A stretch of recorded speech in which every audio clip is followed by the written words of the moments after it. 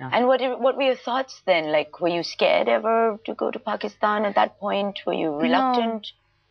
No, I wasn't. I was already getting tired of the terrorist story, you know, because there was a lot of people just trying to occupy the space, and you know, it was just really confusing, and you know, I was already getting tired of it, so you know, so much for that. But so I think that the way we dealt with that was to have a very low key sort of approach to people, and just, you know, we were just very calm, very low key.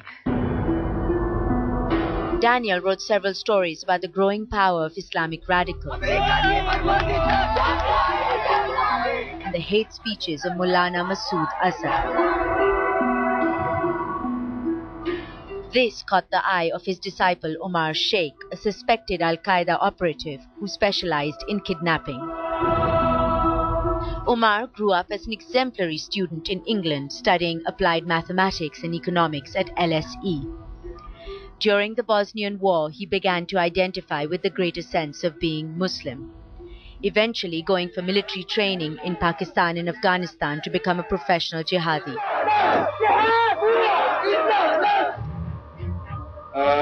In 1994, Omar Sheikh was arrested in India, and while he was in prison, was regularly visited by the military attaché of the Pakistan embassy. In December 1999, IC-814 was hijacked. In exchange, Indian authorities were forced to release militant leader Masood Azhar and Omar Sheikh.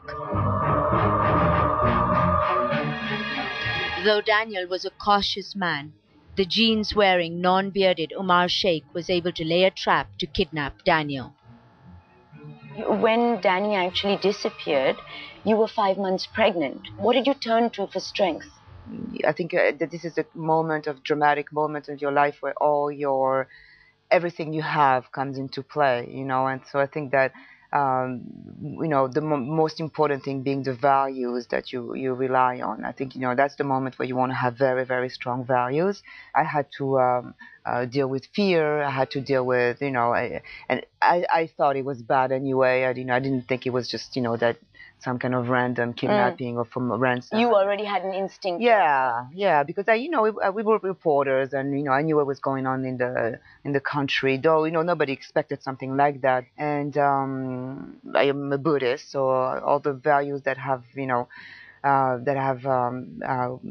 it's really like that for me. So it's the image is really like a solid ground on which to walk, and really that's what it was for me. Because at that moment, I felt, you know, I thought that it was Al-Qaeda, and I knew what they stood for, and I knew what I stood for, and I saw that, you know, we had total, you know, opposite version, understanding of the world, and they were going to fight each other, and that's just what happened.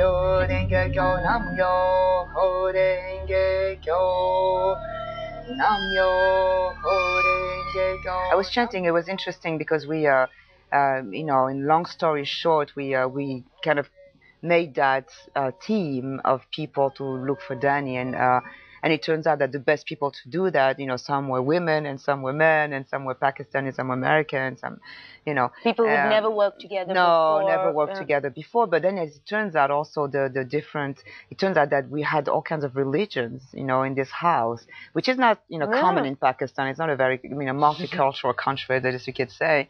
But in that house, it was like that, and so that was kind of interesting, because it's just like we had created a microcosm of, you know, of what the world could be like, and then it was held by, you know, another microcosm of what the world could be like. Yeah.